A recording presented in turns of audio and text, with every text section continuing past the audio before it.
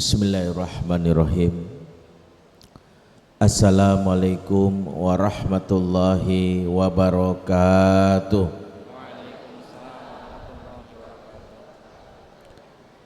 Innal hamdalillah nahmaduhu wa nasta'inuhu wa nastaghfiruh wa na'udzu billahi min syururi anfusina wa sayyiati a'malina.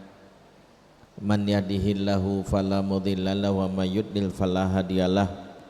Asyhadu an la ilaha illallah wahdahu la syarikalah wa asyhadu anna Muhammadan abduhu wa rasuluhu alladzi la nabiyya ba'dah. Rabbana atina min ladunka rahmah wa hayyi' lana min amrina rasyada. Rabbis shrah li sadri wa yassir amri wahlul 'uqdatam min lisani yafqahu qawli wa ba'du. Ikhwatal iman, a'azzakumullah jami'an.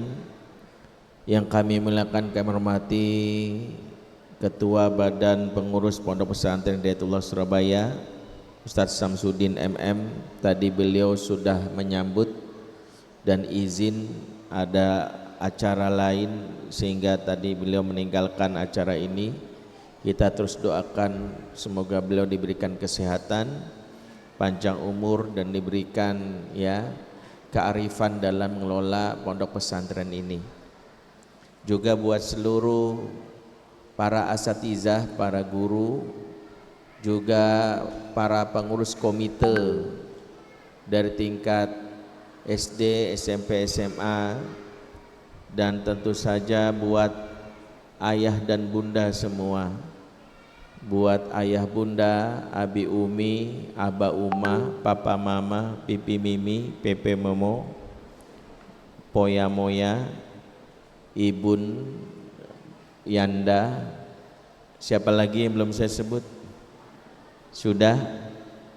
Saya berdoa buat kita semua yang hadir, semoga Allah senantiasa memberkahi kita semua yang hadir, dan semoga kita bisa masuk surga bersama-sama semuanya.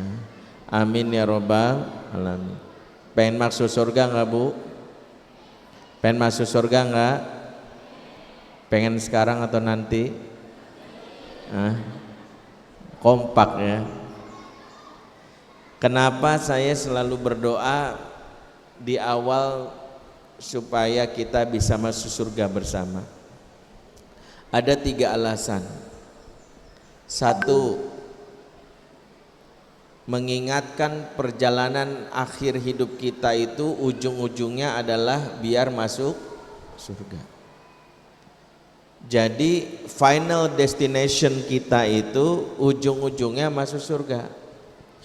Dan ini menjadikan kita dalam setiap pengambilan keputusan, pikirkan apakah membawa ke surga atau menjauh dari surga. Contoh, memilih waktu luang. Wah, besok saya libur nih. Buat agenda yang kita pilih itu, pilih apakah membawa saya masuk surga atau menjauh dari surga. Berikutnya misalnya memilih sekolah buat anak. Bukan pilihannya yang penting sekolahnya murah dan bisa masuk UI. Jangan mikir masuk UI, masuk ITB, yang penting masuk surga. Kalau masuk UI mah gampang. Kemarin saya masuk UI cuman 5.000 sejam.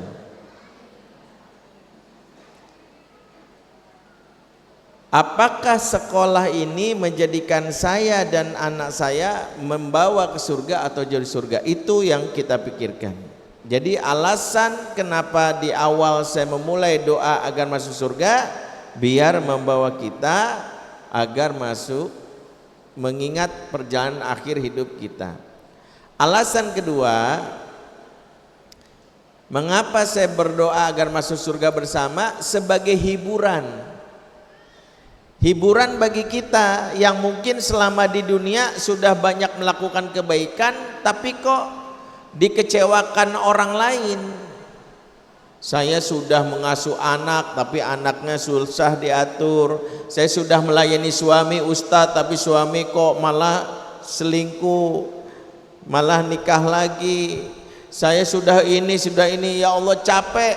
Jika kita mengalami kondisi jiwa lelah, kesel, mungkin marah, maka membayangkan surga adalah hiburan buat kita. Karena itulah Bunda Asiyah, istri dari Firaun, saat beliau mengalami kondisi di mana batinnya tertekan, di mana tak bisa lepas dari Firaun, beliau berdoa. Di antara doanya adalah diabadikan surah At-Tahrim ayat 11, Rabbib nili indaka baitan fil jannah, ya Rabb bangunkanlah di sisimu istana surga untukku. Jadi berdoa membayangkan surga adalah hiburan bagi kita saat di dunia merasa lelah. Ini alasan kedua. Alasan ketiga, kenapa saya berdoa agar masuk surga bersama? Biar diaminkan oleh semua yang hadir. Kenapa? Karena belum tentu doa seorang ustadz mustajab.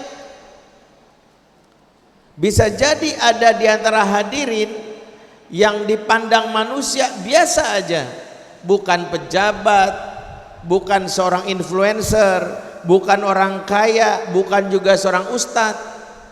Mungkin kalau dia punya akun Instagramnya belum centang biru, followernya udah 5 tahun cuman 100. Tapi di sisi Allah dia melakukan sesuatu yang Allah cinta sekali dengan hamba ini. Rasulullah bersabda, diriwayatkan oleh Muaz, innal ibad ahabbu ilallah al-atqiya al-akhfiya. Sesungguhnya ada seorang hamba di sisi Allah yang paling dicintai, yaitu al-atqiya al-akhfiya. Siapa itu al-atqiya al-akhfiya? Yaitu hamba Allah yang tersembunyi, hidden gem, istilah kerennya. Jadi maaf Bu, hidden gem bukan cuman urusan kuliner. Ini hidden gem nih, gang sempit, makanannya enak, murah, hidden gem. No, di antara kita bisa jadi ada yang hidden gem. Kata para ulama, jika seorang hidden gem ini berdoa kepada Allah, niscaya dikabulkan. Dan kalau dia mengaminkan doa orang lain dikabulkan gara-gara aminannya dia. Misalnya, misalnya di antara ibu ada yang single parent, tiba-tiba meminta doa kepada teman-temannya, di antara teman-temannya ada yang hidden gem tadi. Doain ya biar saya tahun ini bisa nikah lagi, punya suami, ayah bagi anak saya, imam dalam hidup saya. Tiba-tiba diaminkan, amin. Tahu-tahu besok dia dilamar sama Pak Prabowo. Ya, kita nggak tahu. Besok dia tahu-tahu jadi ibu negara. Tugas utamanya merawat kucing Bobi Kertanegara. Makanya di kesempatan pagi menjelang siang ini saya berdoa sebagaimana kita di pagi ini berkumpul di majelis ini, semoga kelak kita berkumpul kembali di surganya Allah Subhanahu wa taala. Amin ya rabbal alamin. Salam cinta saya buat anak-anakku yang hadir. Mana anak-anak? Lambaikan tangan ke Ustadz. Anak-anak, bukan mamahnya.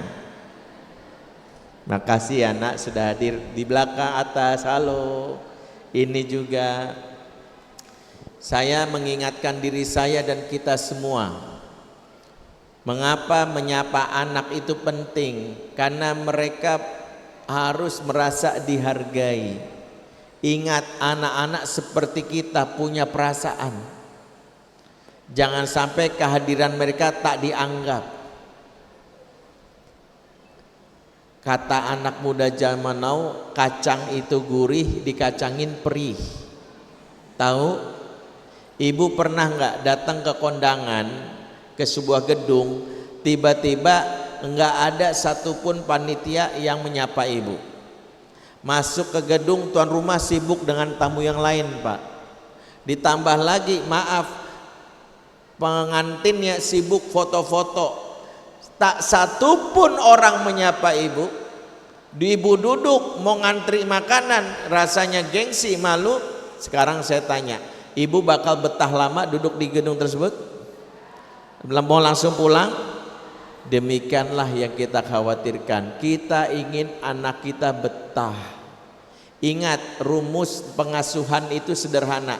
Silakan catat oleh-oleh ini baik-baik. Cukup beberapa kalimat singkat untuk dijadikan oleh-oleh bekal dalam mengasuh anak. Apa itu? Tugas utama pengasuhan adalah membangun kesan sebelum sampaikan pesan. Saya ulangi biar ingat. Bangun kesan sebelum sampaikan pesan. Kenapa Ustadz harus kesan dulu? Kalau orang terkesan, minimal dia akan datang lagi. Kalau istilah penjualnya repeat order. Ibu pernah nggak datang ke sebuah warung dekat rumah, di mana ibu belanja di warung tersebut, baik dikenal, ramah orangnya, murah senyum. Ibu sapa pemilik warungnya, maaf mbak, jual minyak goreng? Alhamdulillah jual. Berapa harganya sekilo? Oh cuma 7.000. Ih murah sekali. Bener nih? Iya. Minyaknya bagus gak? Ini kualitas tertinggi premium. Masya Allah. Saya beli 10 kilo. Kita beli 10 kilo, dia langsung bungkus dengan rapi, taruh di kardus yang bagus, dikepak dengan rapi, kemudian ditawarkan, mau sekalian saya antar ke rumah? Oh nggak usah. Baik sekali, kita kasih uang 100.000, dikembalikan ke dia 30.000 plus bonus emas 20 gram. Kira-kira ibu bakal balik enggak? Tapi saya yakin tokonya tutup habis itu. Semuanya balik sebenarnya. Kenapa ibu balik lagi? Karena terkesan. Ingat ini, tidak ada satupun anak yang langsung soleh sekali duduk di majelis ilmu, nggak ada. Butuh mereka duduk berkali-kali di majelis ilmu baru mereka menjadi anak yang soleh. Bagaimana mereka mau duduk majelis ilmu kalau pengalaman pertama nggak berkesan? Ada, mohon maaf, oknum anak baru masuk majelis langsung diancam, oh kau bercanda, awas awas. Maka mereka ngerasa majelis ilmu majelis penghakiman. Makanya ibu-ibu panitia, saya selalu ingetin kalau ada anak-anak, sapa, Masya Allah mbak dah ikut ya sama bunda, ya Allah mas, sini disapa, seneng. Kalau duduk silakan mereka senyamannya, mau tidur boleh, mau coret-coret boleh, mau jalan-jalan kalau lagi bosan boleh, selama jalan gak masalah. Di majelis saya anak kalau gelisah jalan keluar gak masalah. Bahkan pernah ada yang datang ke panggung muter-muterin saya, dipikir lebar saya kayak Ka'bah gitu. Saya biarin, paling kalau udah 7 kali saya stop, udah 7 nak, lanjut sa'i gitu. Kalau dia teriak gimana Ustadz? Nangis. Nah yang teriak anaknya nangis atau mungkin dia ngomong bertinggi, maka maaf, kita ingin majelis ini nyaman, orang tuanya sadar bawa anaknya keluar sampai tenang. Kalau sudah nyaman bawa lagi masuk, izin boleh. Begitu adabnya memperlakukan anak di majelis.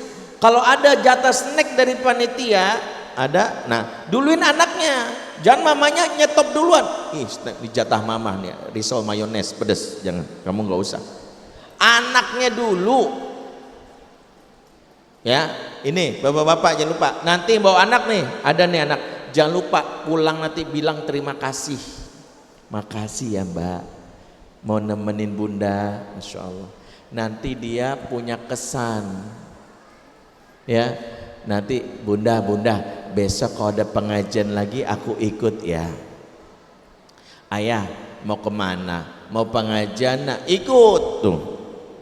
Nanti udah remaja juga gitu, mau kemana bro? Ada pengajian nih, ajak dong, masa aku nggak diajak?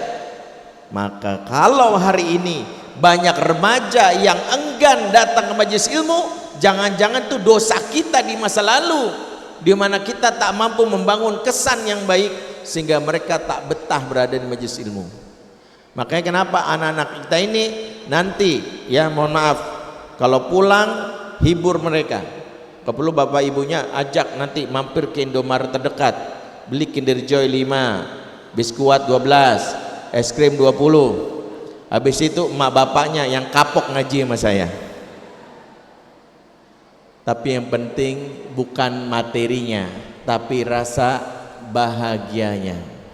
Karena itu di majelis ini izinkan saya berdoa buat anak-anak kita di sini yang di pesantren atau yang mungkin masih tingkat TK atau bayi atau yang sudah kuliah atau yang sudah punya cucu bahkan atau di tempat manapun kita berada, mari kita doakan semoga anak-anak kita ini menjadi anak yang soleh dan soleha, menjadi pemimpin bagi orang-orang bertakwa.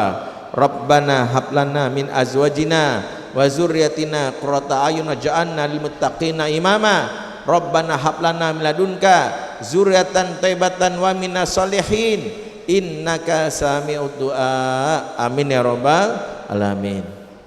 Udah doa berarti selesai. Mau lanjut? Oh kirain udah selesai. Kalau selesai saya tutup tanya jawab. Ayah bunda bapak ibu abi umi papa mama semua yang melakukan Allah, siang ini pagi menjelang siang alhamdulillah saya bisa menyapa para orang tua wali santri di Pondok Pesantren Hidayatullah Surabaya. Kita ingin bincang sejenak sesuatu yang bisa jadi sudah sering kita dengar.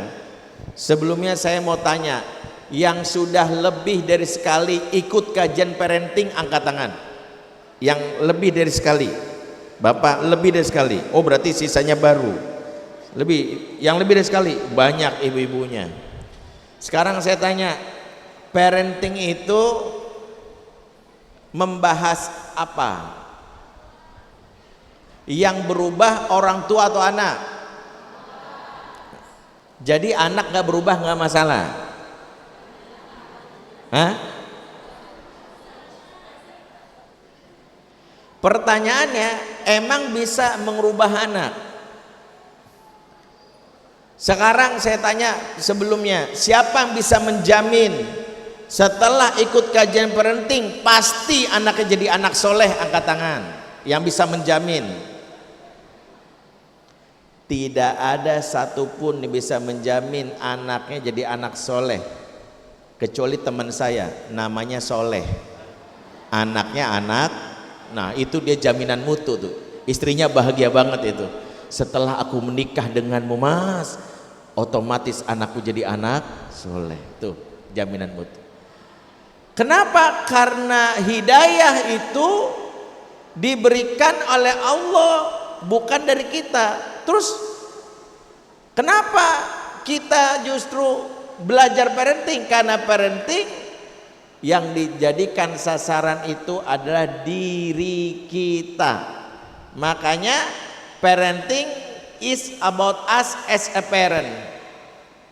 Ya, terjemahannya di bawah ini ya. Parenting itu tentang kita sebagai orang tua. Jadi kalau mikirin aduh anak saya gini Ustadz, anak saya gini Ustadz, jangan-jangan kita salah kelas. Itu bukan parenting, namanya childing. Berarti kalau parenting nih targetnya kita, saya. Itulah salah satu perintah Allah dari surah At-Tahrim yang sering kita lupakan. Ya ayyuhalladzina amanu qu anfusakum wa ahlikum naro. Hai orang beriman, jaga dirimu dulu, keluargamu dari api neraka. Tapi hari ini lebih banyak fokus ke anaknya bukan ke dirinya. Contoh, siapa di sini yang setiap hari mendoakan anaknya setiap hari? Angkat tangan. Mendoakan setiap hari? Tiap hari, alhamdulillah. Doanya pakai bahasa Arab atau bahasa Indonesia atau bahasa Jawa? Oke, nggak apa-apa. Bahasa Arab bagus, bahasa Indonesia boleh, bahasa Jawa yang sopan juga bagus. Asal jangan bahasa anak Jaksel. Ya Allah, toksik banget sih hidup gue ya Allah. Please deh ya Allah, nggak gitu, nggak boleh. Songong sama Allah. Biasanya kalau pakai bahasa Indonesia mintai gimana? Ya Allah, jadikanlah anakku anak yang soleh solehah gitu. Ya Allah, jadikanlah anakku penghafal Quran. Siapa yang minta anaknya jadi penghafal Quran, angkat tangan. Ibu, sekarang saya tanya ibu yang minta anak hafal Quran, ibu minta enggak ibu menjadi penghafal Quran? Jujur. Tuh, kenapa enggak? Bapak yang tadi anaknya tahu, bapak minta jadi penghafal Quran. Pertanyaannya kenapa enggak? Inilah yang hari ini mau kita bereskan dulu. Saya udah tua Ustadz, ini bukan masalah udah tua. Saya punya anak 5. Dapat pelajaran justru di anak saya. Anak saya homeschooling. Alhamdulillah setelah homeschooling masuk pesantren. Sebelum masuk pesantren dia sudah hafal 15 juz. Saya bilang sama dia, bang, nomor 2 nih, abang sudah hafal 15 juz, Masya Allah, nanti di surga abi dimahkotai oleh abang dengan mahkota terindah. Terus kata anak saya gini, terus ya mahkotai nenek siapa? Aku lagi. Saya baru sadar selama ini saya cuman mau dimahkotai, tapi lupa saya anak dari mak saya yang harus juga saya mahkotai. Mengapa kita justru minta anak? Tuh anak kok jadi orang tua, jangan-jangan minta lagi pada dia nggak mau. Kesalahan pertama belajar parenting, fokus kepada anak. Makanya yang dipelajari parenting itu kita, bahkan dalam situasi di mana anak mungkin bandel, parenting mengajarkan sikap. Saya kasih contoh ya, misalnya saya kasih contoh, misalnya anak kita ada yang bandel banget. Biasanya anak bandel banget tuh melakukan apa aja? Apa bu? Anaknya bandel banget, nakal nih. Melakukan apa? Ngerokok. Bapaknya ngerokok nggak? Bandel banget bapaknya berarti. Apalagi? Maaf, misalnya bahkan berzina, astagfirullah, mencuri, membunuh tuh bandel banget. Tapi Al-Quran menceritakan justru contoh yang paling ekstrim. Ada seorang anak yang bandel banget, nakal sekali, yang Allah sebutkan anaknya bernama Yam atau Kan'an.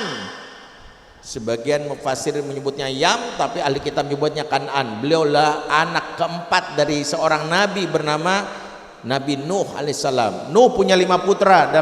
Dalam Qasasul Anbiya jelaskan Sam, Ham, Yafis, Yam atau Kan'an. Yang kelima Abir. Abir ini anak bungsunya yang wafat sebelum peristiwa banjir dahsyat. Berarti yang paling kecil tinggal Yam. Sam, Ham, Yafis beriman dengan ajaran bapaknya, khusus yang nama Yam menolak. Tapi lihat, inilah Nuh diceritakan dalam surat Hud ayat 42, saat anaknya dalam keadaan hampir terbawa banjir yang lebih dahsyat daripada banjir yang terjadi di Sumatera saat ini. Apa kata ayahnya? Ya bunayya irkam ma'ana wala takum ma'al kafirin. Wahai anakku sayang. Dalam bahasa Arab ini disebut isim tasgir li tahabbub, panggilan yang menunjukkan rasa cinta yang kuat. Coba perhatikan, anaknya nakal sekali tapi masih dipanggil sayang. Jujur, kita manggil anak sayang pas lagi ngapain? Lagi menghafal Quran. Ya Allah, sayangnya papa, sini lagi ngafal Quran. Lagi nolongin di dapur, ya Allah sayangnya Umi, sini lagi membuat baik, kita sebut sayang. Tapi anak kita mencuri, berzina, mabok, bahkan dia membunuh, bisa memanggil sayang. Yang ada saya Tony Rojim. Perhatikan, Nuh mengajarkan tentang inilah parenting yang benar. Bukan tentang anakmu yang bagaimana, tapi tentang sikapmu yang bagaimana. Makanya parenting mengajarkan sikap menjadi orang tua. Di antaranya fokuslah memperbaiki dirinya. Itu yang tadi disebutkan oleh Kang Adi. Anak tidak butuh ortu yang sempurna, tapi belajar terus perbaiki diri. Ini lucunya kita kalau doa anak diminta jadi anak yang soleh, tapi pernahkah kita minta jadi orang tua yang soleh soleha? Lucunya anak didoakan akhirat, ya Allah jadikanlah anakku anak yang soleh soleha, penghafal Al-Quran. Itu untuk anak. Untuk bapak ibunya, ya Allah naikkanlah gajiku, ya Allah tambahkanlah rumahku lagi, ya Allah mudah-mudahan 2029 lolos ke Senayan, ya Allah jadi anggota dewan. Tuh bapak ibunya berdoa untuk anak akhirat, guru untuk dirinya dia minta dunia, enggak ketemu. Bagaimana bisa kita mengharapkan nanti di surga papa akan dimokotei oleh anak masuk surga, ditanya malaikat Ridwan, mau ngapain nak? Mau memberi mahkota buat bapak ibu saya. Oh nanti bapak ibumu di neraka. Mau kayak gitu? Maka ini parenting itu kita. Maka ingat, belajar parenting itu seperti kata pramugari di pesawat. Apa kata pramugari pesawat? Jika oksigen berkurang dan masker jatuh ke hadapan Anda, apa lantas? Pakailah masker itu ke diri Anda dulu, baru orang sebelah Anda. Pertama, jangan lupa untuk dirinya dulu. Jadi kalau kita ingin belajar parenting, belajar kita. Kalaupun anak kita nggak sesuai harapan, kita tetap orang tua yang disebut orang tua ulul azmi. Ustadz, saya udah belajar parenting Ustadz, setiap hari saya baca, perbaiki cara ngomong saya, perbaiki ibadah saya, tapi anak saya tetap begitu. Ibu nggak bisa ngasih hidayah sama anak. Innaka la tahdi man ahbabta walakin Allah yahdi may yasha. Kamu nggak bisa ngasih hidayah sama orang yang kamu sayangi, Allah ngasih hidayah. Makanya tidak ada satupun ustadz yang bisa menjamin anaknya anak soleh. Saya aja walaupun belajar parenting nggak bisa menjamin pasti anaknya Ustadz Benri soleh-soleh. No, Allah yang ngasih hidayah. Toh kalau gitu gimana kita di sisi Allah? Di sisi Allah kita orang tua yang terus memperbaiki diri. Kalaupun ada anak soleh, ingat ini perlu dicatat lagi. Anak soleh bukan karena hebatnya orang tua. Anak soleh adalah hadiah dari Allah untuk orang tua yang memperbaiki dirinya. Maka yang pertama, duduk di majelis ilmi, catat saya harus memperbaiki diri.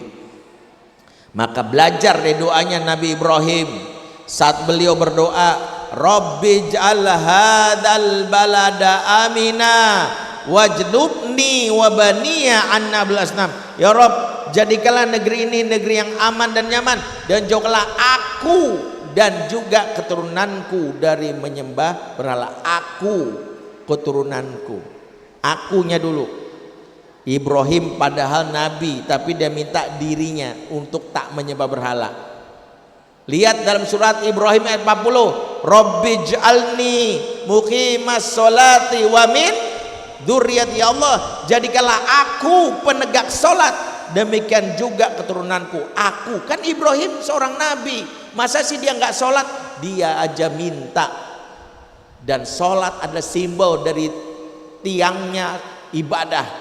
Sholat itu adalah bagian dari pangkalnya ibadah. Itulah kenapa seolah-olah ayat ini memberitahu kalau kita minta anak kita untuk jadi penghafal Quran, minta Robbi ja'alni minal hafizil Quran. Begitu juga wa min zuriyati.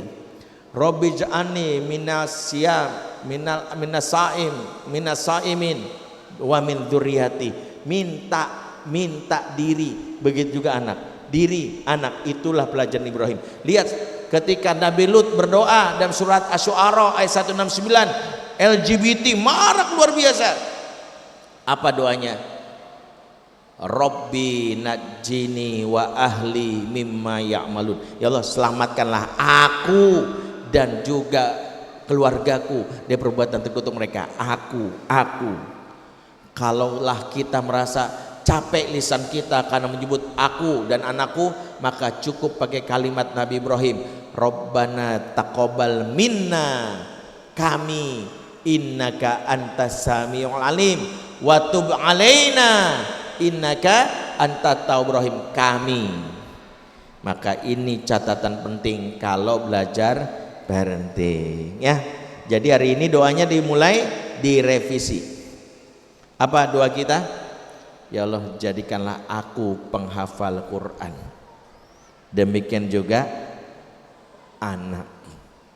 Ya Allah, jadikanlah aku orang tua yang soleh. Demikian juga anak.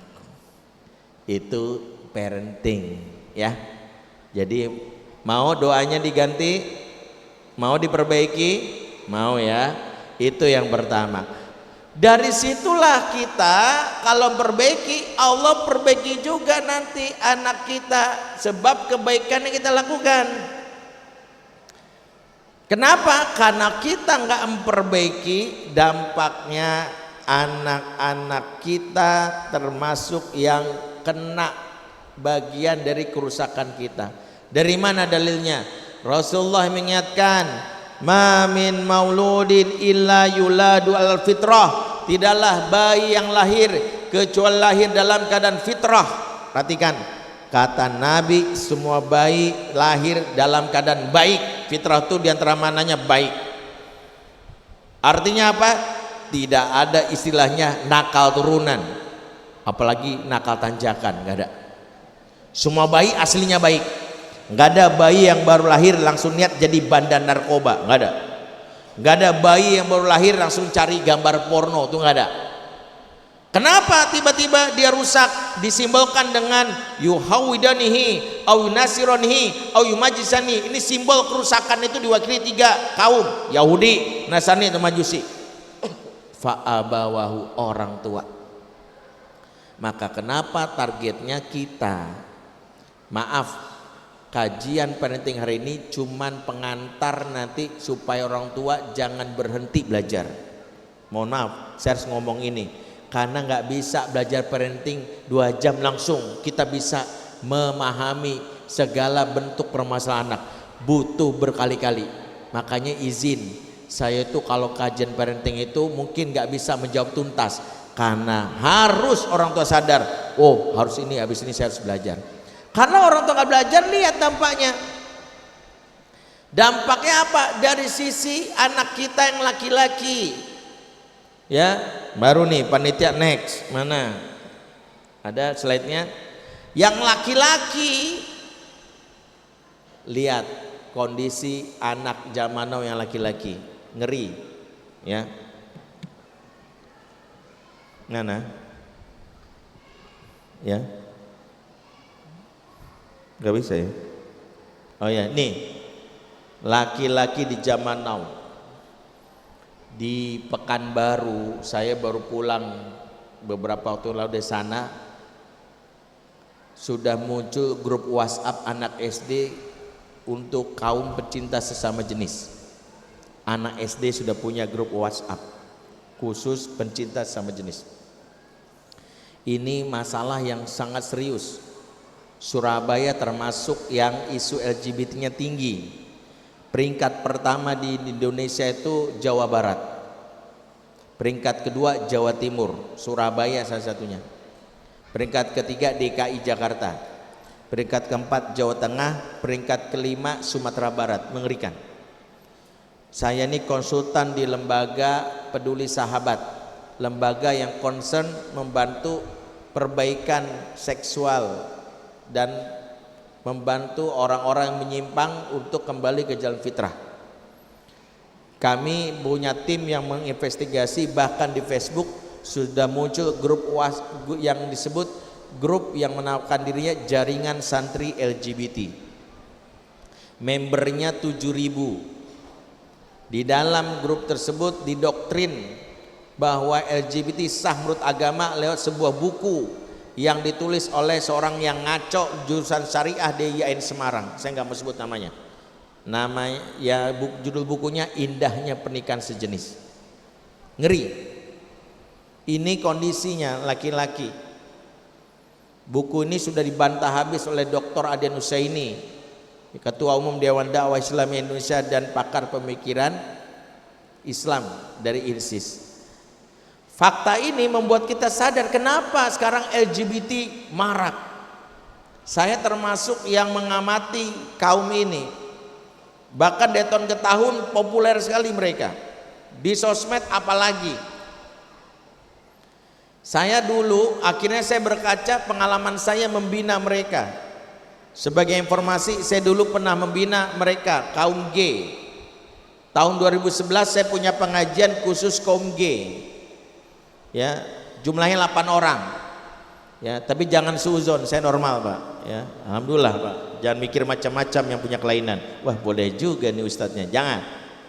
8 gay ngaji sama saya, tapi pengajiannya cuma berlangsung 3 kali. Karena setelah itu pengajiannya saya bubarkan. Kenapa saya bubarkan? Karena setelah saya pikir-pikir mereka makin ngaji malah makin akrab, makin jatuh cinta, kan bahaya. Saya bubarkan. Saya bilang kalau serius mau ngaji datang ke majelis-majelis ilmu di mana saya ngajar, atau kalau mau diterapi datang satu-satu untuk dibantu. 4 orang marah, nggak mau hubungi saya lagi, ngeblok sosmed saya. 4 lagi masih. Yang saya dapat informasinya justru ini yang menarik. Kata mereka, kenapa gay itu berkembang pesat? Karena gay itu punya kemampuan gaydar, gay radar. Gay radar itu bisa ngelihat orang langsung bisa jadi gay. Langsung ini gay, Ustaz. Bahkan ada profesi baru namanya gay hunter. Dia menawarkan, saya bisa bikin kamu jadi gay dalam waktu 5 menit.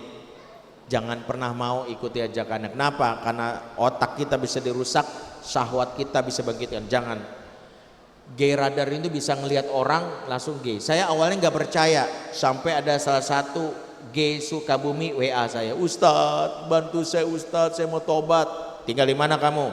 Di Sukabumi Ustadz. Oke, kamu naik mobil angkot ke stasiun kereta di Bogor. Dari Bogor kamu naik kereta turun di stasiun Tebet.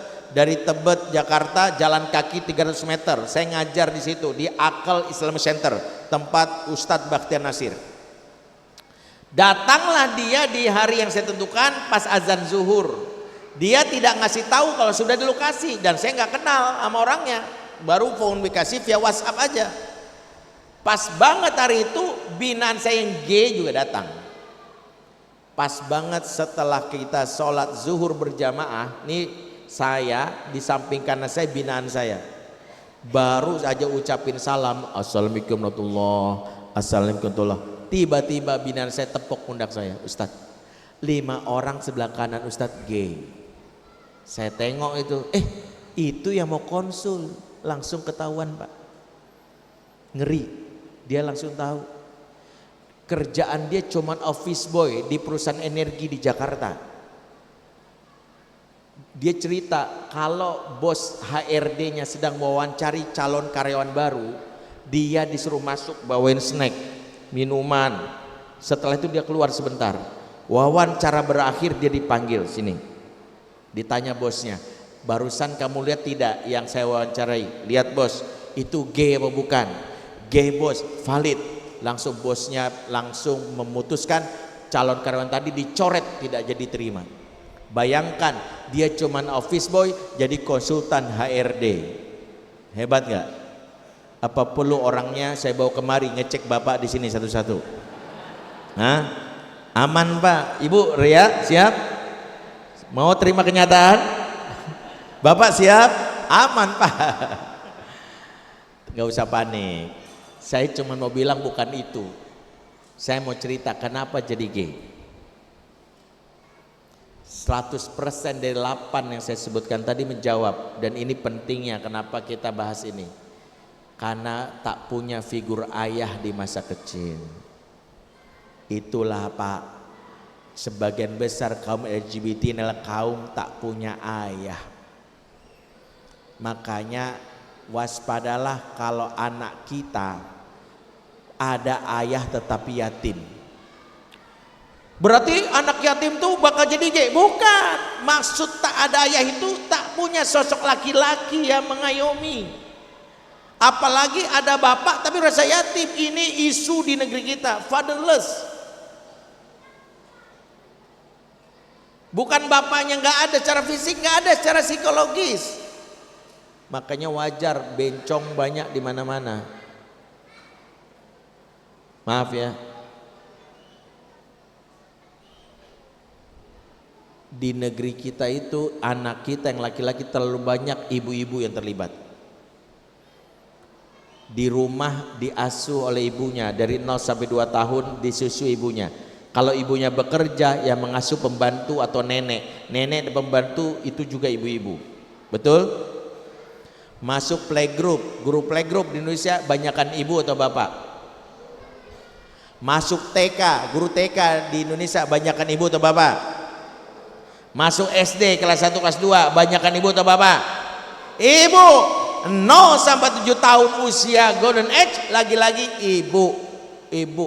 Wajar anak kita nggak dapet cara jadi laki-laki. Di kelas TK-nya diajarkan kisah Umar bin Khattab, tapi cerita ibu-ibu nggak nyambung. Anak-anak, hari ini Ibu Tina mau cerita Umar. Umar gagah versi Ibu Tina.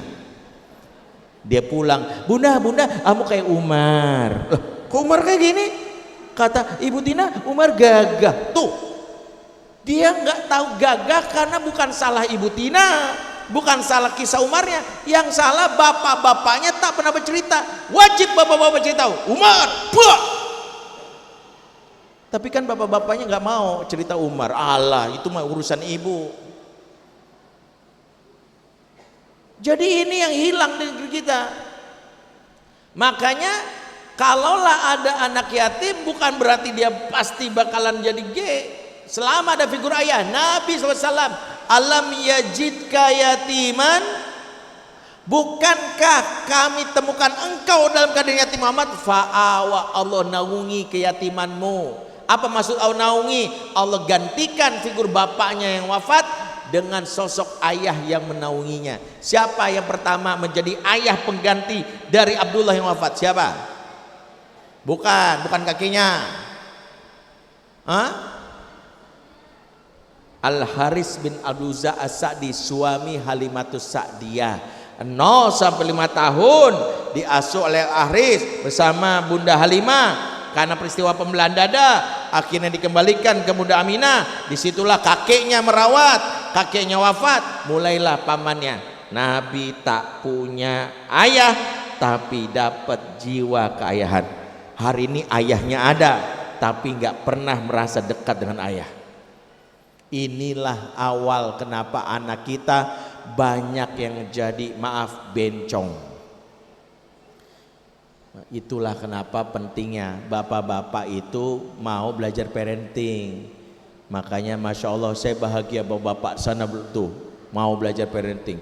Ya, kita beri apresiasi, takbir, Allahu Akbar.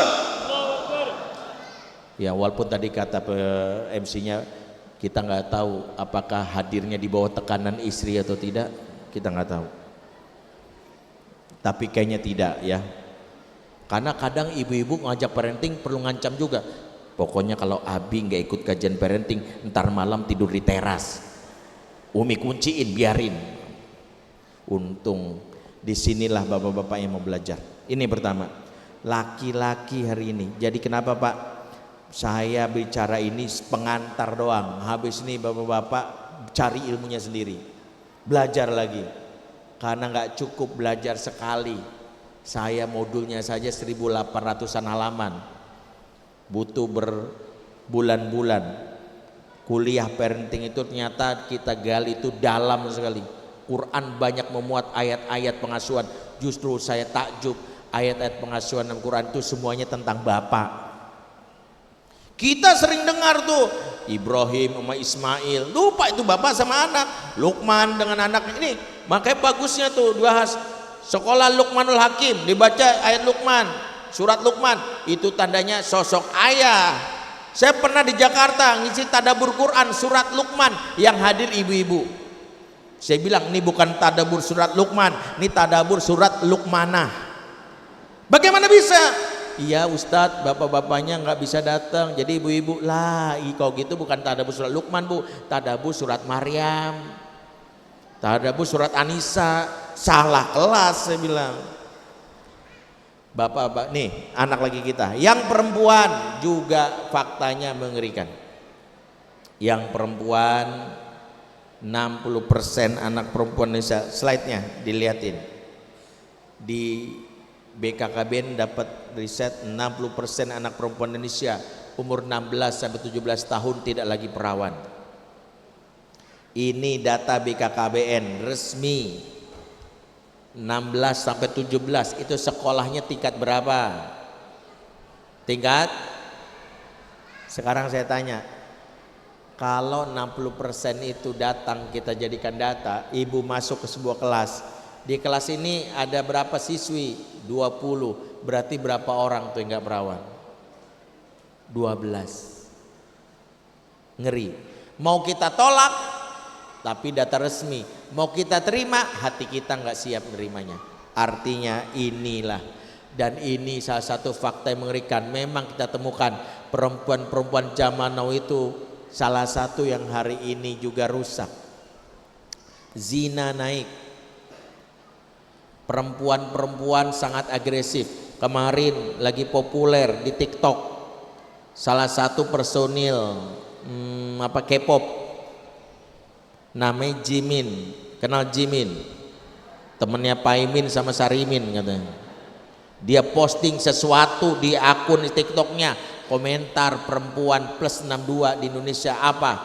Rahimku bergetar, ovariumku meledak-ledak, sel telurku anget. Waliyazubillah. Ini perempuan. Kenapa bisa begitu? Faktanya banyak. Saya nggak akan bahas panjang karena kalau bahas ini materi tersendiri. Bagaimana kita mendidikkan perempuan, ada babnya dalam Islam.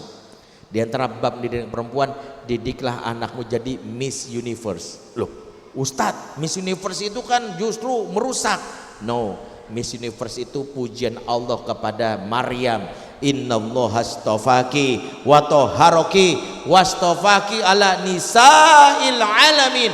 Allah memilihmu, mensucikanmu dan memilihmu di antara wanita di alam raya. Alam raya itu bahasa Indonesia, bahasa Arabnya alamin, bahasa Inggrisnya universe. Berarti siapa Miss Universe? Maryam. Maka didiklah anakmu jadi Miss Universe. Contoh Maryam. Bagaimana caranya? Panjang. Tapi belajar dari Maryam. Waktu dinyatakan hamil aja, kalimat dia, anna yakunu li walad walam yamsasni bashar. Bagaimana bisa aku punya anak sementara tak satu pun manusia pernah menyentuh aku. Gak pernah disentuh. Kok bisa hamil? Wajar dia kaget. Kalau perempuan sekarang kok bisa hamil? Kan udah pakai pengaman. Ngeri. Dan ternyata lagi-lagi kenapa anak perempuan itu banyak yang kehilangan perawanan. Saya kuliah di Malaysia, di University Putra Malaysia, jurusan Family Ekologi, ngambil S2 di sana. Dapat satu fakta yang ini jadi perenungan. Kenapa bapak-bapak penting hadir.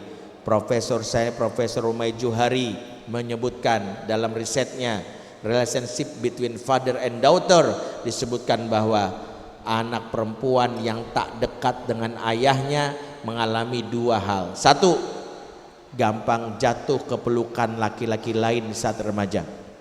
Dua, gampang bercerai saat diuji di 5 tahun pernikahan. Bapak-bapak mohon maaf, yang punya anak perempuan angkat tangan. Saya harus sampaikan dua hal tadi. Bapak tak dekat dengan anak wanitanya siap-siap menerima calon mantu yang menyesakkan dada. Anak perempuan kita hari ini bapaknya nggak jadi yang dicintai, masuk penjahat hari ini. Pak, Bu, saya ini konselor terlatih bersertifikasi dari tahun 2002 oleh guru kami Ibu Ali Risman. Saya sudah turun di lapangan, ketemukan banyak masalah anak-anak. Saya temukan betapa penjahat hari ini justru banyak yang memakai ilmu parenting. Bahkan saya baru pulang dari Australia, saya baru tahu di luar negeri pengedar narkoba, predator seksual, sebelum menjalankan misinya mereka ikut workshop parenting 3 hari. Penjahat belajar. Makanya jangan heran, saya sendiri berani mengklaim kalau saya nggak jadi ustadz paling gampang jadi penjahat. Kenapa? Kami tahu ilmunya. Penjahat belajar, bapak ibu nggak belajar. Anak kita banyak yang jadi korban hari ini. Scamming, love bombing, grooming, itu istilah-istilah dari mereka. Di kumparan.com ada kasus seorang anak perempuan rela mengirimkan foto bugilnya ke seorang cowok yang ternyata narapidana di LP Cipinang. Si perempuannya tidak kemana-mana, di rumah saja. Si penjahatnya di penjara, nggak ketemu. Tapi setiap hari dia kirimkan foto telanjangnya ke si penjahat itu. Sampai si penjahat ini diasingkan di Nusa Kambangan. Ibunya sampai kaget, stres. Kok bisa Ustadz? Nggak kemana-mana anak saya. Itulah jiwa yang kosong, terutama figur ayah yang tak hadir, masuk laki-laki. Disinilah oknum penjahat seringkali menyerang anak kita, berdalih sebagai bapak-bapak palsu sambil bilang, Walid nak Dewi boleh tuh. Hati-hati. Kenapa? Karena jiwa kosong. Mereka gampang sekali jatuh hati. Baru dia WA sedikit, wajahmu mengalihkan dunia aku. Bapak kamu Densus 88 ya. Kau tahu? Soalnya kamu mendadak menyergap isi hatiku. Kamu tahu nggak bedanya PKI sama kamu? Enggak. Kalau PKI komunis, kalau kamu kok manis, kelepak. Ya. Anak perempuan kita. Dari situlah kenapa Pak, lagi-lagi hari ini negeri ini butuh sosok pahlawan, dan diantaranya para ayah yang hadir di sini. Baik, next, lanjut. 2 kasus ini membuasabahi diri kita. Anak laki-laki kita bermasalah, pentingnya kita belajar. Anak perempuan kita juga bermasalah, pentingnya kita belajar. Tapi isu utamanya di mana Ustadz? Kenapa kita anak-anak ini sampai rusak? Next, karena isunya yang paling utama negeri ini adalah mana? Lanjut. Ini the main problem of parenting today is disconnection. Anak-anak yang dia menyimpang perilakunya, anak-anak yang gampang jatuh tanpa penjahat, sejatinya dia disconnection dengan bapak ibunya. Inilah mirisnya rumah tangga kita, serumah tapi tak sejiwa, bersama tapi tak terkoneksi, berkumpul tapi tak terhubung. Bapak dan ibu lupa mengkoneksikan diri. Ingat, jika anak diskoneksi muncul new connection, koneksi baru. Saya umroh perdana tahun 2007 mendampingi Agim, bawa 400 jamaah. Saya pertama kali umroh agak norak. Saya bilang pokoknya selama di Jeddah, selama di Tanah Suci harus terkoneksi ke orang rumah. Saya isi pulsa sampai 700.000. Saya pikir udah paling besar tuh pulsa. Saya lupa di zaman dulu kalau keluar negeri wajib melapor ke operator untuk dibuka yang namanya roaming internasionalnya. Saya nggak lakukan. Berangkat saya naik pesawat, turun di Jeddah, nyalakan handphone, SMS, dulu belum ada WA, ke orang rumah nggak masuk, telepon nggak masuk. Seharian saya lebih sibuk ngurusin handphone daripada ngurusin jamaah. Kok nggak masuk? Stres saya, ditegur sama panitia. Ustadz, antum tuh ngurusin jamaah, jangan ngurusin itu aja. Iya. Udah ganti aja nomornya. Emang salah antum, harusnya dari Indonesia udah minta operatornya buka roamingnya. Oh gitu ya. Ya udah, gantilah saya kartunya jadi kartu Arab. Disitulah saya terdiskoneksi mencari new connection. Jadi jangan heran kalau anak walaupun kitanya ustazah, tapi kita nasihati, kenapa ngelawan? Kamu tuh sebagai anak mama, sebagai anak Umi, gak boleh begitu. Kan harusnya begini-gini. Umi so tahu, kata Nikita Mirzani gak begitu. Papa so tahu, kata Atta Halilintar gak begitu. Dia lebih percaya dengan YouTube. Kenapa? Diskoneksi. Jadi kenapa anak kita susah dinasihati? Karena kita sudah disconnect. Orang tua yang diskoneksi sama anak itu bermula dari ikatan hati yang rusak. Makanya di antara tugas kita sebagai orang tua, jangan dulu mengkoreksi, tapi dulu mengkoneksi. Makanya ayah bunda panutan itu next, cirinya adalah dia punya kemampuan menjadikan dirinya sebagai yang dirindukan, ya. Ini orang tua panutan, orang tua yang dirindukan. Dan kita belajar dari next Al-Quran. Saya percepat slide-nya. Al-Quran mengajarkan bagaimana ayah-ayah dalam Quran dipanggil dengan panggilan yang istimewa. Apa panggilan ayah yang disematkan, yang dipanggil anak, ya? Apa panggilan ayah dalam Al-Quran yang disampaikan anak? Apa? Abati. Perhatikan, ya abati, inni ra'aitu ahada asyara kaukaba wa syamsa wal qamar ra'aituhum li sajidin. Ya abati istajirhu, putrinya Syekh Madian. Ya abati la tabri syaitan inna syaitana kana rahmani asya. Abati, ya abati if'al ma tu'mar satajiduni insyaallah minas sabirin. Ismail sama Ibrahim. Abati, abati, abati. Kenapa? Ini pelajaran pertama. Satu, inilah sosok ayah. Ayah lebih sering disebut dalam Al-Quran dengan figur abati, di mana abati mewakili gambaran ayah yang sibuk, yang jarang pulang karena sibuk, tapi ayah dirindukan. Ini pelajaran pertama. Menjadi ayah dalam Islam bukan berarti harus resign dari kantor, di rumah aja jadi bapak rumah tangga. Tidak, ayah harus tetap jadi makhluk luar, produktif, berdakwah, beramal soleh. Tapi kalau pulang, anak merindukan yang sapaan abati. Di mana abati itu asyauq, rasa rindu. Rasa rindu. Rindunya bukan hanya jauh, dekat pun anak masih kangen. Sebab ada anak yang kangennya pas jauh doang. Jangan GR, itu bisa jadi rekening anak lagi kosong. Papa pulang, iya. Begitu papanya di rumah, papahnya anaknya di kamar, papa ruang tamu. Papanya nyusul kamar, anak kabur keluar. Ayah abati karena anak mencintainya sebagai panutan, dampaknya anak bapaknya pulang selalu ingin bersama. Makanya Pak, terutama kalau punya anak di bawah 7 tahun, jangan kaget kalau bunyi motor kita doang, brum, langsung papa, abi. Nah itu, Pak, apa ayah pulang, itu dahsyatnya kalau jadi ayah abati.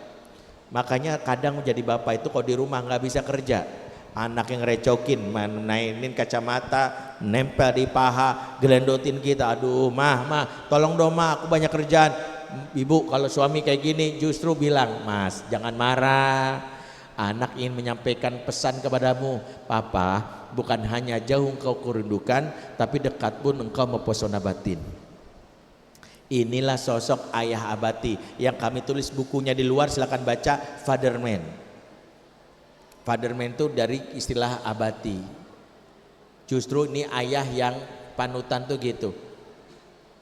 Bahkan pulangnya aja bunyi motor, brum, bikin anak kangen. Jangan justru sebaliknya. Jangan sampai ada ayah yang baru bunyi motornya, brum, anak malah tepuk jidat. Ya papa pulang lagi. Kenapa sih papa pulang? Sampai komen, mah kenapa sih mah papa pulang?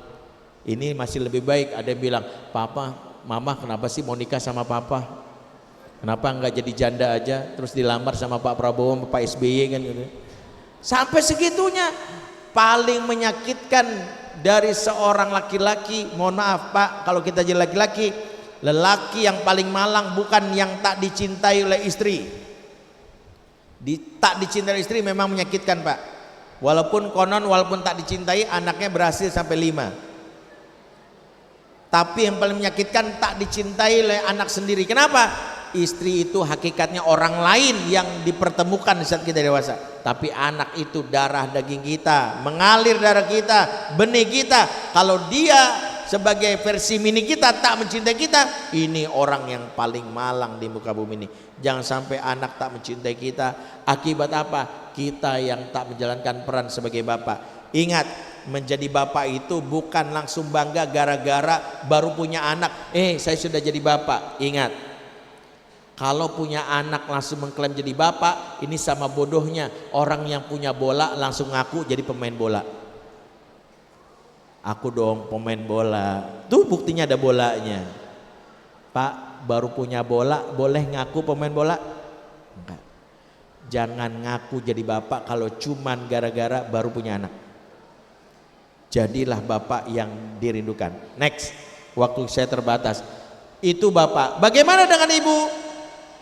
Ibu dalam Quran tidak disebutkan spesifik, tapi hadis menjelaskan bapak itu wajib dirindukan, ibu pun sama. Kata Rasulullah, tazawwajul wadudal walud, nikahilah olehmu wanita punya sifat wadudal walud. Al-wadud, al-walud digandeng. Ini sebut sebagian ulama sebagai isim mausuf, tidak ada waw ataf di situ, tidak al-wadud dan wal walud, tidak, tapi langsung menunjukkan sifat walud, yaitu wanita yang bisa melahirkan, digandeng dengan wadud. Apa tuh wadud? Wanita yang punya sifat wud. Dalam surat Maryam 96, innalladzina amanu wa amilus solihat sayaj'alu lahumur rahmanu wudda. Apa disebut wudda? Wudda itu cinta yang besar yang buat seseorang mau nempel. Kalau dalam hubungan suami istri disebut mawaddah. Kalau dengan ibu dan anak samanya wadud. Makanya mawaddah itu artinya cinta yang membuat seseorang ingin nempel. Bu, kalau suami apa-apa nyolek kita, tandanya mawaddah. Gandeng tangan kita mulu, tandanya mawaddah. Kita lagi di dapur dipepet-pepet, nih kena minyak mas, kena minyak, itu mawaddah. Mawaddah itu suami istri selalu pengen nempel. Makanya kalau ibu naik angkot, suami bersandar atau istri bersandar di bawah suami, ya. Kalau di bawah jalan kan dilarang, ya. Kalau di bawah suami boleh. Itu tanda mawaddah. Mawaddah itu nempel. Maka wadud, anak yang mau nempel. Jadi ibu kalau anak justru 0 sampai 2 tahun wajib nempel di awal-awal. Jadi anak wajib dependen, tergantung. Apa-apa mama, apa-apa mama, pernah ngalamin? Ya, pampersnya penuh, mamanya capek, ganti dulu ya sama mbak. Nggak mau sama mama. Entar dulu mama capek, nggak mau sama mama. Ayah bantian dong, nggak mau sama mama, ya mama. Pernah ngalamin? Itu benar. Makanya ibu yang ngalamin ini berarti benar. Jangan justru GR kalau anak terlalu cepat mandiri. Anak umur 1 tahun bangun tidur bikin kopi sendiri, kita langsung GR atau di Instagram kids zaman now. Nanti umur 3 tahun minta ngekos di samping TK baru nyesek. Mama TK ya bunanya kan ada kos-kosan, aku boleh ngekos nggak? Iya anak mama mandiri banget. Di balik kemandirian seperti ini muncul sebuah pesan, I don't need you. Makanya Pak, termasuk saya pesan sama Bapak, jangan bangga punya istri mandiri. Justru istri itu ada batas kemandiriannya, wajib sesekali tergantung sama kita. Karena istri yang terlalu mandiri, jangan-jangan ada pesan I don't need you. Ini penting, kemandirian itu ada batas limitasinya. Butuh sesekali tergantung, sebagai bentuk mawaddah wud. Oke. Ortu yang dalam Islam bapak abati, ibu wadud. Kalau kita jalankan proses ini, itulah ayah panutan. Ayah panutan itu ayah yang mampu menghandle anak-anak, bahkan di zaman yang hari ini cukup membuat kita merasa kerepotan, apalagi zaman digital. Maka prinsipnya bagaimana menjadi ibu panutan? Next. Maka di zaman now nih, saya singkat aja, nanti bukunya silakan dibaca. Jadilah ayah babe. Next. Percepat.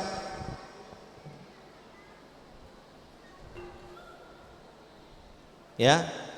Nih, misi pertama orang tua. Fa innal qalba malik wal a'dha'u junuduhu. Sesungguhnya hati itu raja, yang lain itu prajurit. Kalau hati sudah kau taklukkan, yang lain ngekor. Itu intinya. Maka tugas kita ta'liful qulub. Ingat, proses mendidik itu adalah mengikat hati dulu sebelum menasihati. Next, lanjut. Maka yang prinsipnya adalah nih, jadi orang tua yang babe. Babe itu apa? 1, baik. Baik itu next. Rumus baik 1, enggak kasar, enggak cuek, enggak pelit. Ustadz, saya kan pengen tegas. Tegas beda dengan kasar. Allah tegas dengan Nabi Adam yang melanggar. Fala taqraba hadhihi syajarah, jangan dekati pohon itu. Begitu Nabi Adam dan Hawa melanggar, apa kata Allah? Ala anhakuma antilkuma syajarah wa qul lakuma inna syaitana lakuma aduwwun. Bukankah aku sudah katakan wahai Adam, jangan dekati pohon itu dan setan itu musuh nyata bagi kamu. Allah ingatkan, tapi Allah nggak bilang Adam, Hawa, neraka. Nggak ada. Kita yang seperti ini berdalih tegas padahal kasar. Tegas itu mengingatkan sama aturan. Papa sudah ingatkan, habis maghrib harusnya apa? Murojaah. Kenapa masih main handphone? Sini handphonenya. Maaf ya nak, kita mengambil kesenangan anak sebagaimana Allah mengeluarkan Adam di surga, itu sebagai iktiraf buat anak, pelajaran bahwa kalau kamu melanggar aturan, kesenanganmu diambil sementara. Itulah yang disebut tegas. Maka kalau kasar, prinsip Quran adalah lau kunta fazzon ghalizal qalbi lan faddu min haulik. Sekiranya kau bersifat kasar juga keras hatimu, niscaya mereka kabur dari kamu. Makanya anak-anak yang kabur dari kita walaupun dulunya pesantren, ini ada cerita beberapa alumni pesantren bahkan bikin gerakan melawan tradisi bapak ibunya. Saya nggak mau sebut nama gerakannya, tapi ngeri, sengaja sambil pamer paha, pamer aurat, melantunkan nasyid, baca Quran, ngerokok sambil bilang dulu gini-gini gue di pesantren. Usut punya usut, mereka punya trauma karena dulu dikasari. Makanya Quran mengatakan kalau kamu kasar dan keras hati, mereka kabur dari kamu. Ini enggak boleh. Jangan sampai anak kita kabur. Sekarang dia mau turut sama kita, udah gede malah melawan karena kabur, karena kasar. Yang kedua, cuek. Keras hati dalam surat Al-Imran 159 maknanya adalah cuek di antara maknanya. Sebab ghalizul qalbi artinya hati yang keras, hati yang tak peduli. Agar anak merasa dipedulikan wajib 5 hal, tapi saya sebut 1 saja sampai 2. Nggak boleh absen lagi anak sedih. Anak lagi sedih, orang tua zaman now apa? Nangis sedikit, nih, upin ipin. Lagi sedih kasih upin ipin. Bapak ibunya yang menghibur. Jangan sampai di kepala anak, jika aku sedih ada upin ipin teman setiaku. Bapak ibunya. Makanya sedih itu momen parenting. Kalau nangis wajib bapak ibunya.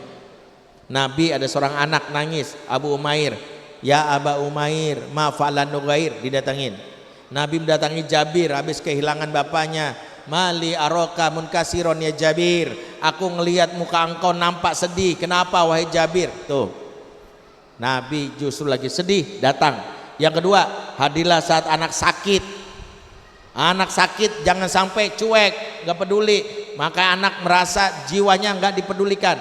Sakit itu kau perlu kita pulang dari kantor cepat, dampingi di rumah sakit. Kalau perlu terlambat datang ke kantor hanya untuk menemani anak sakit. Kok papa belum jalan?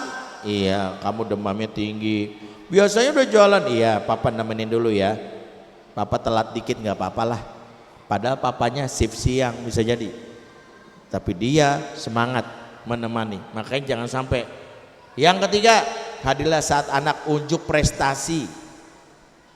Anak lagi mentas, dibawa lagi dapat penghargaan, bapak ibunya nggak absen, nggak hadir, drop. Makanya ustadz ustazah penting menginformasikan, Bu, anak ibu dapat juara hafalan jalsah wahidah, hafalan 1 kali duduk 5 juz. Sampai bapaknya nggak datang, ibu nggak datang, sakit hatinya. Yang lain bilang masya Allah, tabarakallah, puji anak ini. Ya bapak ibu yang hadir sakit ya. Jangan sampai nggak hadir saat anak dapat penghargaan. Ingat ustadz ustazah, kasih tahu seorang tua yang anaknya mau dikasih penghargaan. Karena kalau dia nggak hadir menyakiti jiwa. Yang keempat, hadirlah saat anak unjuk aksi, mentas, baca puisi, drama, bagus dramanya, semua tepuk tangan, hebat kamu. Bapak ibunya nggak hadir, drop. Makanya bapak ibu kalau anak mentas walaupun cuman baca puisi hadir. Tanya asisten saya bahkan bisa mengundur jadwal umroh pas anak saya mentas. Kalau haji nggak bisa. Saya udah kasih tahu anak saya, haji jadwalnya ketat, tapi umroh bisa ambil geser. Karena nggak mau anak saya pas mentas nggak ada. Nabi SAW, Marus SAW ala nafar, Rasulullah melewati sekelompok kaum. yaitu Bani Aslam yang sedang lomba memanah. Apa yang Rasul lakukan? Rasulullah tadinya lewat, numpang duduk memperhatikan yang lagi lomba. Apa kata Rasulullah? Irmu ya Bani Ismail fa inna abakum kana romian. Ayo terus memanah keturunan Ismail, kakek moyangmu seorang pemanah. Dahsyat, Nabi bela-belain duduk di tempat anak Bani Aslam lomba manah. Kita anak mentas gak hadir, sakit siko dia karena diabaikan. Jangan sampai jadi bapak dan ibu yang cuek pada saat mentas. Yang kelima, hadirlah saat anak melakukan kesalahan fatal. Anda anak di sini tiba-tiba membuli temannya, dorong sampai jatuh. Jangan sampai bapak bilang biarin aja dihukum, gak mau saya datang. Sakit jiwanya. Hadirlah untuk membela kehormatannya, bukan kesalahannya. Iya nak, kamu salah, yuk kita lewati. Harus ke polsek, iya gak apa-apa. Kamu bertanggung jawab, kamu harus memperbaiki, tapi jangan tinggalkan. Jika dia ditinggalkan sebelum melakukan kesalahan, makin jauh dia. Itulah yang membuat dia sakit hati. Jangan kasar, jangan cuek. Yang ketiga, jangan pelit. Khusus buat bapak, karena kalau bapak pelit jadi musuh bersama antara ibu dan anak. Mereka akan berkoalisi. Mari nak, kita bikin oposisi, kita tumbangkan rezim tirani gitu. Gara-gara bapak yang pelit. Oke. Yang berikutnya A, next. Jadilah ayah yang asik, bunda yang asik. Kenapa harus asik? Peringkat pertama Gen Z hari ini asik dulu, sebenarnya bukan baik. Itulah kenapa anak-anak kita kenapa malas pulang. Saya ini konselor biasa nongkrong di kafe-kafe. Saya pikir anak itu nongkrong karena bapak ibunya galak. Enggak. Baik Ustadz, bapak ibu saya baik, tapi nggak asik. Kenapa nggak asik? Karena di rumahnya kaku kayak kanebo kering. Bapaknya itu kaku. Makanya anak kalau ditanya tinggal di mana kamu? Tinggal di Korea. Maksudnya Korea Utara. Karena ngelihat papanya kayak ngelihat Kim Jong Un lagi nyamar. Kentut sedikit nuklir. Pak, di antara hadis Nabi yang harus bapak pegang nih. Kullu syai'in laisa lahu fihi min dzikrillah la'ibun wa lahwun illa, segala sesuatu yang tidak ada zikir kepada Allah di dalamnya sia-sia belaka, kecuali apa pengecualiannya? Mula'abatu rajul ma'a ali, canda tawa seseorang kepada anggota keluarga. Pak, kalau di rumah jangan kaku-kaku banget. Anak yang di rumah nggak ada senyum dan tawa lari ke kafe. Ingat, senyum dan tawa bagi anak zaman now udah kayak NKRI, harga mati. Nggak dapat, cari di luar, cari di handphone. Makanya kalau jadi bapak jangan serius-serius banget. Di meja makan ngobrol, nah menurut kamu inflasi ekonomi berapa persen negeri ini? Itu muntah-muntah tuh, perasaan Pak Purbaya nggak gini-gini amat meja makannya. Pak, kalau di meja makan, kaidah kalau ngomong sama keluarga itu kata para ulama, al-kalamu ghairu muhim huwal muhim. Bicara yang tidak penting itu penting. Yang ringan-ringan aja, baru nanti setelah udah mulai dekat baru ngomong yang berat. Karena di antara ciri rumah surga dalam Quran adalah wujuhu yauma idzi musfira dhahikatum mustabs. Wajah mereka di hari itu berseri, tertawa, happy, bergembira ria. Rumah yang tak mampu membuat anak senyum dan tertawa, rumah yang tak dirindukan karena bapak ibunya terlalu kaku. Maka yang kedua, jadi orang tua yang asik. Baik, yang berikutnya B, jadilah orang tua yang bernilai alias bergizi. Asik bapaknya, suka ketawa tapi nggak punya value. Ini ortu ciki, asik tanpa gizi. Asik sih tapi nggak ada gizinya. Makanya ketawa-ketawa boleh, tapi ini bercanda yang nggak dilarang dalam agama. Nah, mencela orang lain nggak boleh. Itu nggak boleh. Ini mubazir, ayah nggak suka ya, ayahnya bercanda tapi untuk urusan agama ini produk Israel, nggak boleh beli ini ya. Saya traktir anak saya di restoran, silakan makan sepuas-puasnya, Abi yang bayar, mahal pun Abi bayar, tapi Abi nggak suka ada yang tersisa. Kalau ada yang sisa wajib bungkus atau kasih ke orang lain, nggak boleh ada di meja makan sisa. Maka anak saya tuh tahu saya suka bercanda, tapi untuk kayak gitu dia tetap komit. B yang bertiga bernilai. Yang E empati. Ortu yang empati adalah menjalin koneksi dulu sebelum koreksi. Bu, anak pulang dari sekolah banting tas, bu, jangan langsung tas mahal, kamu rusak, kayak punya duit aja kamu. Marah dia, ya nanti aku ganti. Kalau anak banting tas, belajar ketika Nabi melihat Ummul Mukminin Aisyah banting piring, perang, apa yang Nabi lakukan? Apa Nabi bilang, Aisyah, piring mahal. Apa Aisyah bilang gitu? Apa Rasulullah bilang gitu? Enggak. Rasulullah sebut dulu perasaannya. Gharrat umukum, ibu kalian ini lagi cemburu. Kira-kira kalau anak banting tas, apa yang terjadi? Perasaan dia kenapa? Apa terjadi perasaannya? Lagi kesel. Cukup bilang, kayaknya kamu lagi kesel ya. Kesel banget ya, ada yang ganggu kamu ya. Disitulah kita jadi orang tua panutan. Rumusnya tadi babe, mengikat hati. Baik, asik, bernilai. E-nya empati. Jadilah orang tua yang babe tadi. Mudah-mudahan bermanfaat. Itu disampaikan. Pelajaran berlanjutnya, lanjut. Kalau mau belajar terus, ini ada online-nya. Nah, lanjut. Udah lewat tuh, lanjut. Ini rumusnya. Nah, kalau mau belajar terus ada di handphone. Handphonenya tinggal diklik www.fatherman.id. Cari kelasnya, Ustadz, saya mau belajar. Atau kalau mau bareng-bareng di sini, nanti minta sama sekolah supaya bukan hanya guru yang belajar.